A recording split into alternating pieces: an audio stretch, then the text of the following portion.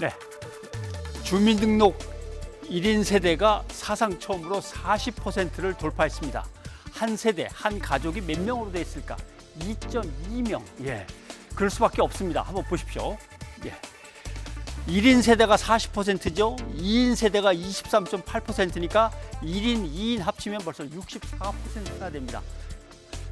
나이 들어서 뭐 혼자 사는 사람이 많지, 또는 젊은이들이 역시 결혼을 하지 않고 혼자 사니까 그렇게 되는구만. 아닙니다. 그렇지 않습니다. 이것도 한번 보십시오. 자, 20대, 30대, 40, 50, 60, 70대 이상 이렇게 돼 있는데 40대만 약간 다르지 사실은 연령대별 1인 세대가 거의 비슷합니다. 모든 연령대의 고루 1인 세대가 자리 잡고 있는 겁니다. 혼자 가정을 이뤄서 경제 생활을 꾸려나가는 사람들을 우리가 일코노미족 이렇게 부르죠. 그러면 일코노미족의 라이프 스타일은 어떤지 한번 살짝 들여다보겠습니다. 뭐든지 정기적으로 구매해서 배달시킵니다. 흔히 우리가 구독경제라고 하는 거죠. 밀키트부터 시작해서 빵도 매일 배달시킵니다. 정기적으로 옵니다. 이게 서울 사람은 서울에서 배달시키는 게 아니고 전국화되어 가고 있는 중입니다. 그다음 아주 작은 것들이 인기입니다. 텔레비전도 이제는 자그마한 거 씁니다. 여기저기 옮겨놓고 저기다 놨다 여기다 놨다 하기 좋게 거기다가 뭐 식기세척기도 그렇고, 그다음에 작은 방이나 작은 집에 사니까 옷장, 벽장이 없습니다. 그래서 신발장이 없으니까 신발 관리기, 벽장이 없으니까 행거 제품 이런 것들이 잘 팔리고요. 아예 사기도 뭐하니까 빌려 쓰는 경우도 많습니다.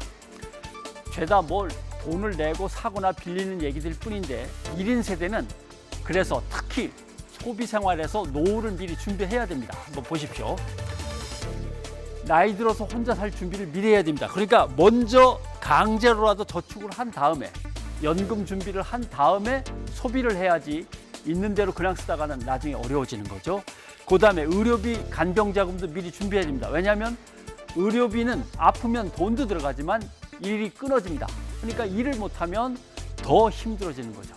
그래서 준비를 미리미리 해야 됩니다. 자, 이럴 때 정부나 지방자치단체는 뭐를 해야 될까요? 그것도 한번 보겠습니다.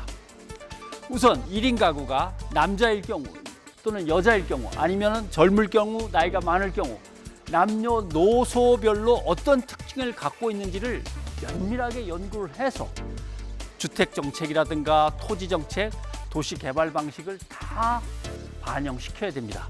그 다음에 혼자 사는 거는 역시 힘듭니다. 어려울 때 서로 도울 수 있도록 공동체와 사회 관계망을 어떻게 구성할 건지 그 프로그램도 짜야 되고요.